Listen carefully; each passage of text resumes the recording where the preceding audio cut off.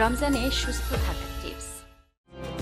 রমজান মাসে রোজা পালন করতে গিয়ে আমরা বেশ কিছু স্বাস্থ্য সমস্যায় পড়ি। কোষ্ঠকাঠিন্য এর মধ্যে একটি। রমজানে কম পানি পান করা হয়, আবার খাবারেও বেশ কিছু পরিবর্তন আসে। এসব কারণে দেখা দিতে পারে কোষ্ঠকাঠিন্যের সমস্যা। আবার আগে থেকে যাদের কোষ্ঠকাঠিন্য রয়েছে তাদের এই সমস্যা আরও বাড়তে পারে। তাই সুস্থ থাকতে হলে প্রচুর পরিমাণে পানি পান করতে হবে। ইফতারে রাখতে হবে ফলের জুস, স্যুপ এবং বিভিন্ন তরল খাবার। ইফতারের পর থেকে সেহরি পর্যন্ত 2 থেকে 3 লিটার পানি পান করুন। ভাজা পোড়া খাবার এড়িয়ে চলুন।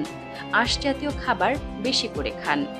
আঁশ বেশি থাকে শাকসবজি এবং ফলমূলে, তাই সেহরিতে পর্যাপ্ত শাকসবজি রাখুন।